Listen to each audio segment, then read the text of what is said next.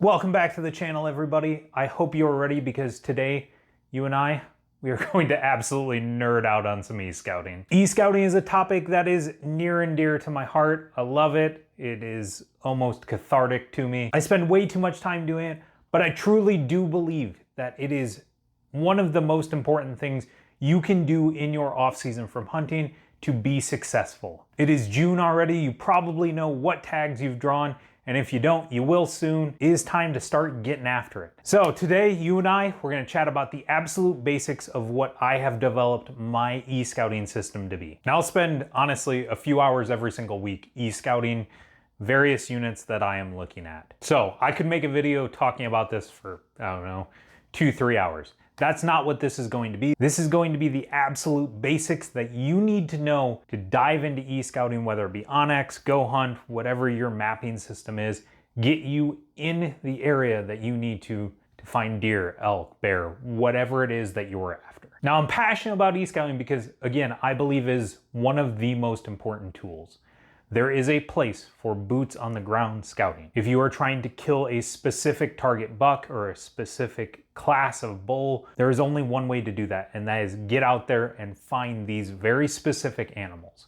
But if you are diving into a brand new unit and you are looking at an overwhelming amount of information, e-scouting is going to be what you need to look at to kind of narrow down where you need to be looking. And if this interests you guys, stick around till the end of the video. Learn as much as you can, and know that towards the end, I'll talk about we're building a new community group, whatever you want to call it, mostly for e-scouting, and I would love to help you on your next hunt. But the good news for you is this is pretty much the end of you seeing this ugly mug. The vast majority of it is going to be right over there at my computer, looking at my screen as I break down kind of the process that I go through. So let's jump on over.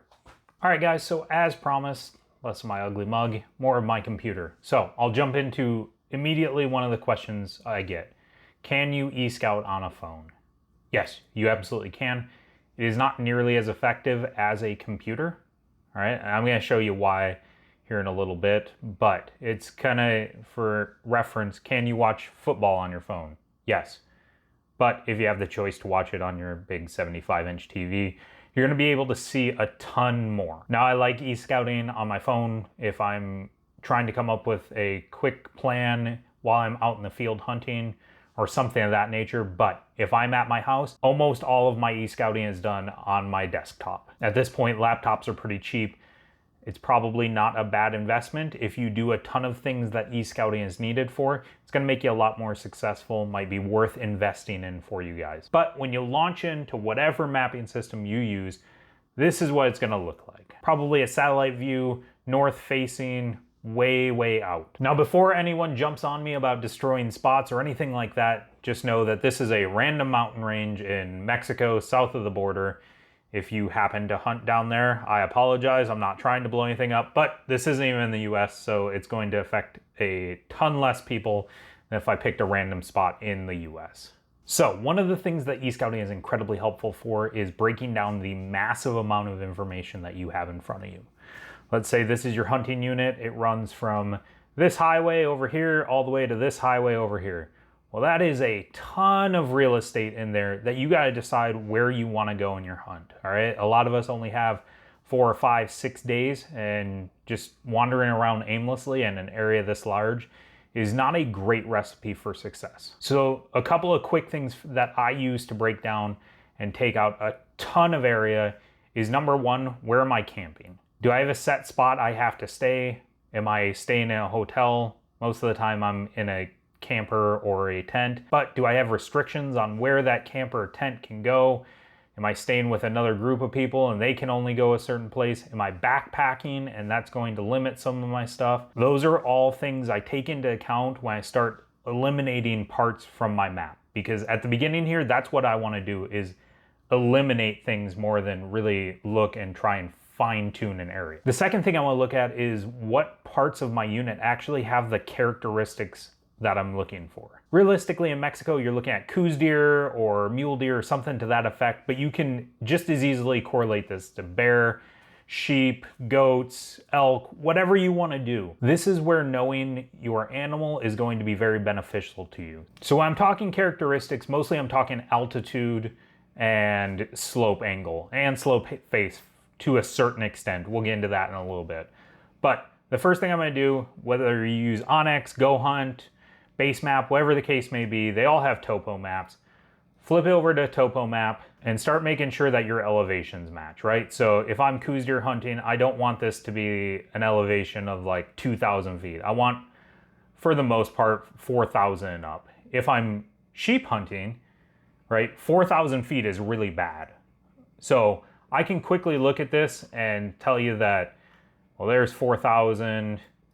It starts to drop off over here into the 36s. Probably don't want that.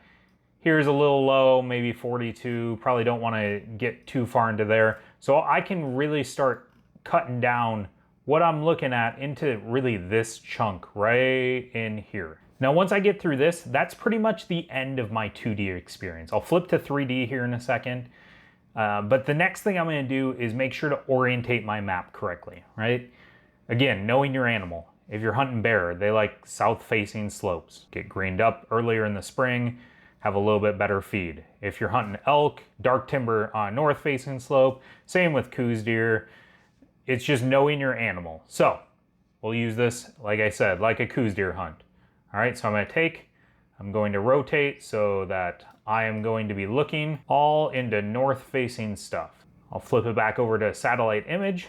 And then from there, I like to take and break this down at a 30,000 foot view. Once I have 4 or 5 spots that look good to me, I will go in and start breaking those down a lot closer. But I like looking at it from this further out view. It helps me get a better picture of what I'm looking at. And for my style of hunting, I like something where I can get in to a place and look at a ton of country without moving a ton. Let my glass really do the walking for me. Now, typically I like to be at least a mile from the nearest road. Obviously this is Mexico, they have roads everywhere. That's not necessarily how it's always going to be in the US, but you know, onX has a cool roadless feature. I can tell you it doesn't show up great in Mexico, but what it does is it'll tell you basically areas that are far away from any motorized travel road. Usually I don't use it a ton. I just kind of look, say, oh, there's a road right here. I would normally want to stay away from that. For this sake, we're not working with a ton of terrain. And in the interest of time, ignore the roads. Imagine they're not there. So like I said, I'm trying to find areas that I can get into and glass a ton of country. One that catches my eye almost immediately is this knob right here. So obviously most animals transition throughout the day. While elk like north-facing timber, they're not always going to be only in north-facing timber. So if I can get in an area like this and I can have a south-facing slope if it's a cold day, and I can have north-facing stuff to look at, and I can just sit up on this point and glass everywhere, that's what I'm looking at. So once I find where I want to be, I'll add a waypoint.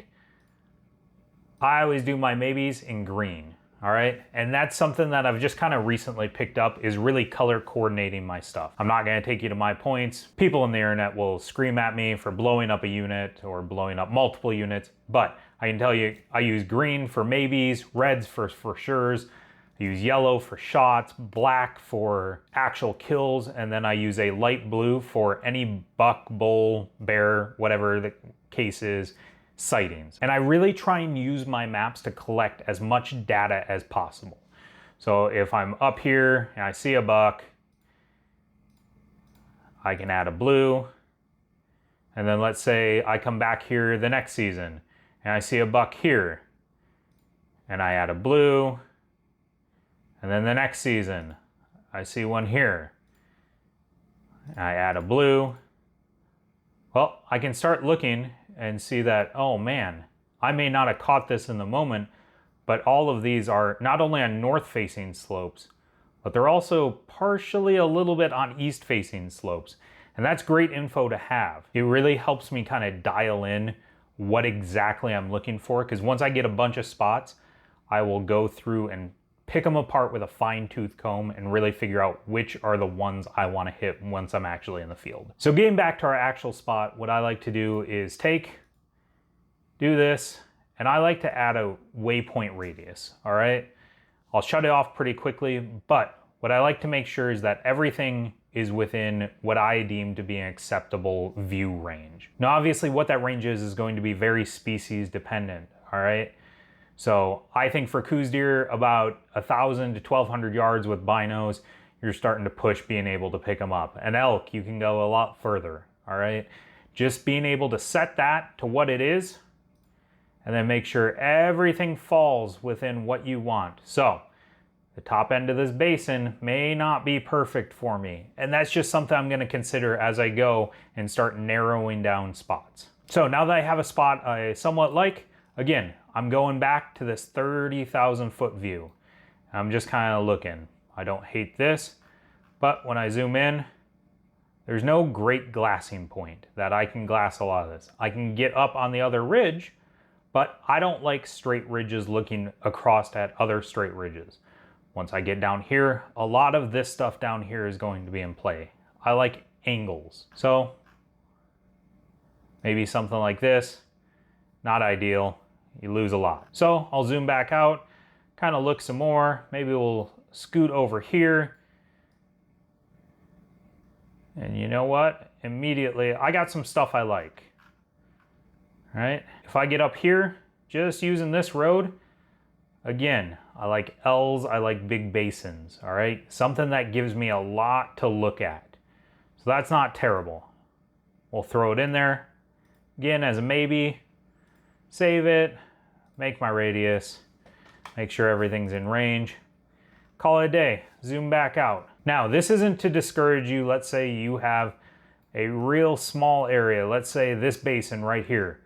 You really, really like, you have some insider info that there's a good buck or a bull or something in there. That's not to discourage you from going to those places, but this is just a cold e-scouting and trying to make sure that I have the best chance possible to find a buck or a bull. It may not be a world record or anything like that, but this at least gives me a fighting shot. Now again, I like looking at it from this north facing, because if I come down and I flip back around, right, I have no cover, no timber, anything like that. The deer aren't gonna like it. So even if I find a basin over here, it doesn't do me a lot of good. That's why I like orientating my maps to make sure I am facing the direction I wanna face. And I'm only finding stuff that is going to work for me. So we'll find one more just for the sake of it. You know what, I don't hate this area. You can probably get here and see a lot of it.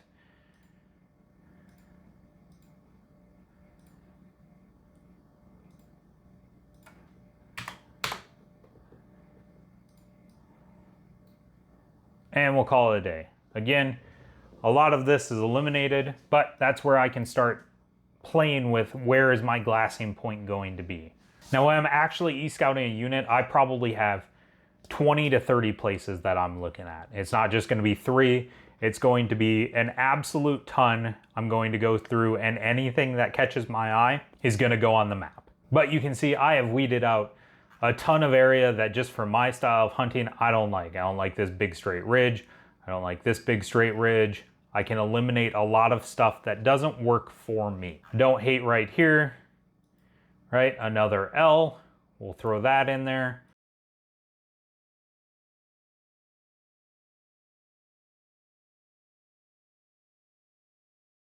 And call it a day. Now, one final step I do when I'm looking for last spots is I'll flip it over to topo. Some of these things show up a little bit better in topo sometimes. Like I like this basin right here. It's got a nice glassing point right there. But you can see in satellite, it looks like it's fairly flat. When you flop over to topo, it's not terrible. So throw a point there, hit our radius, bam. It's all done. So the next step in my e-scouting is figuring out approaches. If I can't get there in a reasonable amount of time with a reasonable amount of effort, or in a way that doesn't blow out where I'm trying to glass, then the spot's really not good to me. So I'll start going through, looking, find my nearest road, figure out how I get into some of these places. So we'll use this one for example, all right? Again, you can see road right here. The great thing about this is sometimes you're going to find a road that doesn't exist on Onyx. So you can get all the way up to here. Probably wouldn't, that's a little bit close. I would probably park somewhere down in here and just hike up. And this is where I absolutely love Onyx. It's what sold me over Go Hunt and some of the other mapping features, is I can get my route all nice and clean. And it will tell me my distance, my elevation gain, everything that is going to be pertinent to me to decide if this is a doable thing. And when I'm talking, is this doable? Is the elevation gain so steep or so significant that it's going to take me a crazy amount of time? Is the distance going to take me a crazy amount of time? I usually figure if I'm not hiking on a path or down in one of Arizona's washes that are super wide, it's going to take me about a mile an hour. I can usually do about 2 miles an hour if I'm on a path, if I'm in a wash, something like that. But those are kind of my rules of thumb. And then I start looking usually for about every 750 to 1,000 feet of elevation gain. I add a half an hour to my hike. A lot of it's going to be dependent though on this chunk right up here. Look at how much red I have. Obviously, the steeper you go, the more red it gets, the harder that's going to be and the slower you're going to move. But all in all, this is a fairly doable hike. I'll save that so I can come back to it, and then I'll build some routes for some other ones just to see what we can work with. So here, man, not looking great. You might have a road right here. It looks like this is probably going to be your closest road. So you park the truck or you park the side-by-side there, and then you got to go. And this is where I might flop back over to topo, make sure that I'm taking the best angles possible.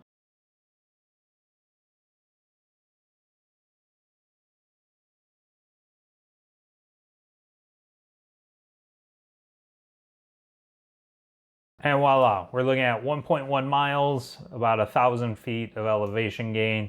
I usually figure somewhere in my track I'm a little bit off, and about 500 feet of elevation loss. I would always rather assume the worst and get there and it be a little bit better than I think it's going to be. So I'm gonna fast forward ahead, make the rest of my routes, and just see what we're looking at here.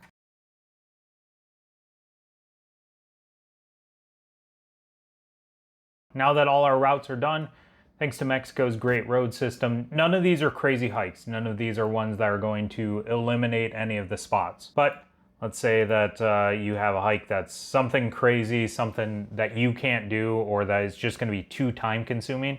Well, that lets you know you get to remove that spot. Again, we're just trying to slowly weed out the bad stuff. We're trying to remove more so than find a needle in a haystack. To me, when I'm e-scouting, I'm always trying to remove things, and whatever is left has passed everything I want it to, and these are realistically the spots that are going to make it for me. So now that I've worked through all of this, I'm gonna start looking at each spot individually and really hammering out the things that I like and don't like and start picking away at them, all right? And this is where, like I said, radius goes off. I will start looking and really digesting them with a fine-tooth comb. I can see right here, this one's got water, right?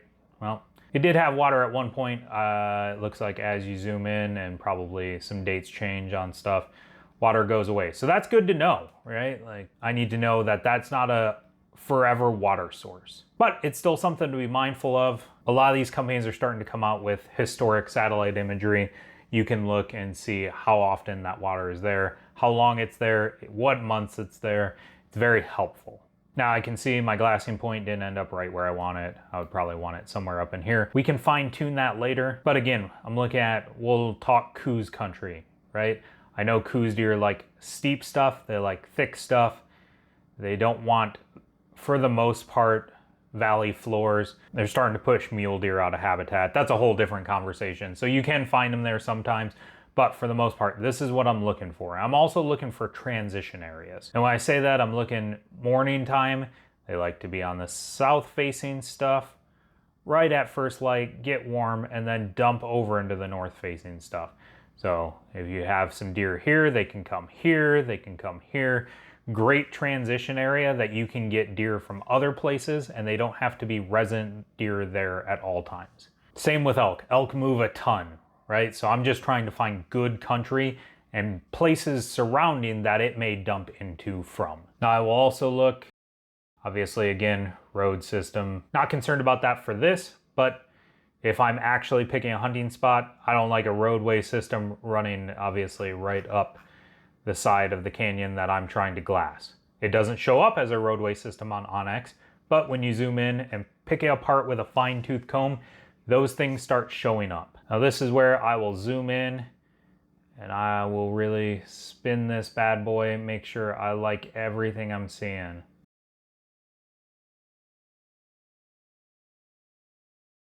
I don't hate this spot. This is where I will go to my secret weapon. And this is where you need the computer. It is much easier to do on a computer, and that is Google Earth Pro. I will go in, click on my point, literally copy and paste this, jump over to Google Earth Pro. You can see I'm already in the area. I'll just paste that over and it will take me there. Now, the thing I like about Google Earth Pro is you can see the maps are in a ton more detail. They are absolutely great. I can see that water is still here. I can see the roadway system is probably a little bit more defined than onX lets on. It really lets me gather a lot more information. But beyond that, here is my favorite tool in the entire eScouting game, and that is the Street View that you can do from Google Earth. Now I found this to be fairly accurate. It's not perfect by any means. It's a computer rendering based on topo lines and stuff like that.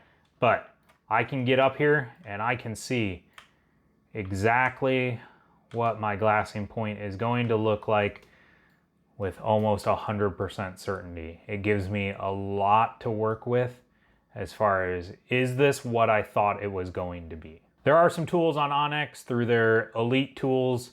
You can go on TerrainX. We'll do another video on that. It comes with a view shed tool that will literally shade the stuff that you can't see. But again, that's just a computer rendering. This Google Earth Pro that is completely 100% free to download really does some great things for giving me an idea what I'm looking at. For my hunting style, where I like to be able to look at a ton of country, this little knob right here, pretty tough to beat. Now conversely, jumping back over to onX, let's go to another point. All right, let's go to this northern point here. Start picking apart. Turn that radius off. You got some north facing stuff. It's not super tall. It is very thick though, but I'm not finding a ton of water. All right, and again, this is just, we're treating this like a Coues deer hunt. If you're hunting for elk, maybe you jump over, go to the topo, start picking this apart. The LiDAR that they now use does really cool things, but maybe you're looking for benches. Well, this doesn't have a ton of benches, maybe one right in here, but really start fine tuning it for what you need from your animal. That's benches for elk, that's avalanche chutes for bear. Like I said, Coues deer, I'm looking for water and real thick, steep, north facing stuff. Figure out what you need and build on that when you're fine tooth comb picking through the spots that you found from a 30,000 foot view. So zooming out, I can see my closest water is here. Sometimes I'll throw a line just to see how far that is. You're talking 2 miles, don't love that. This is already looking like it's probably not gonna be a winter spot for me. It looked decent from 30,000 feet, but that is why we start going through with a fine tooth comb.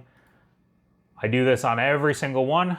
I will jump over to Google Maps, give it a once over, one more time, just make sure I'm not missing anything with the finer detail.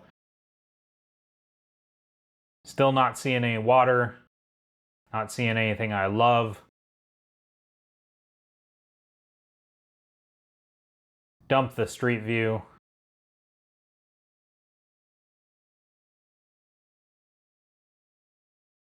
The view, honestly, not even that great. It's all right. It wouldn't be my first choice. And just like that, we've eliminated another item. So I will go through and I will literally do this for every point I have marked in green. Now, the more specific you get with your criteria for what makes a good spot, the better off you're going to be. I would rather have 3 good spots than 7 okay spots. Now, if I get down to 3 good spots, I'll leave some of my okay spots Let's say I find something down in here I liked for whatever reason, and it piques my interest, but it's not like a top 5 for me. I'll leave it in green just so when I download my offline maps and get out on the hunt, if for whatever reason these don't work out, I need a plan D, a plan E, a plan F, I already have things to go to that I know that I've scouted. But once I go through and find something, man, this is the most satisfying. We go to red. All right, that's locked in. That's a spot I'll go to when I am actually doing my boots on the ground scouting. Make sure that it matches everything I'm seeing in the satellite maps. That's where I say that it is still valuable to do the boots on the ground scouting. It's just, I can cover a lot more ground and do a lot more and really refine my spots through e-scouting than if I just go and hike this ridge line or just bust through the mountains for 2 days. We have technology now. We might as well use it. It's not going anywhere, and you can make yourself a much more efficient hunter by doing this. So that is it in a nutshell. I could probably make a 2-hour, 3-hour video on e-scouting, going through all the little nuances, but this is just a basics video and it'll get you started on finding the spots that are going to help you be successful. Now, if this interests you or you want some help with some e-scouting, as always, you can reach out to us by the comment, but we are also launching a Deer and Donuts membership. YouTube won't let us make it free as much as I would love to, but it is 99 cents a month. That is it. And you will have access to our Discord. We are trying to build a community where we help each other out with hunting. So I will be available in there. If you ever need help with e-scouting, if you ever need help with gear, anything like that, you can jump in there, ask me, ask Tom, ask Scott, ask all the people that are going to be a part of it. And like I said, I absolutely love e-scouting. It is one of the best things for me to do in my off season. It keeps me from going stir crazy. So if you want some help e-scouting for your hunt of a lifetime or your next hunting season even, jump on in there, become a part of our community, and I would love to help you out. But until next time, I'm Matt with Deer and Donuts. I hope this was helpful to you. Like, subscribe, do all the things YouTube makes us ask you to do. But until next time, goodbye.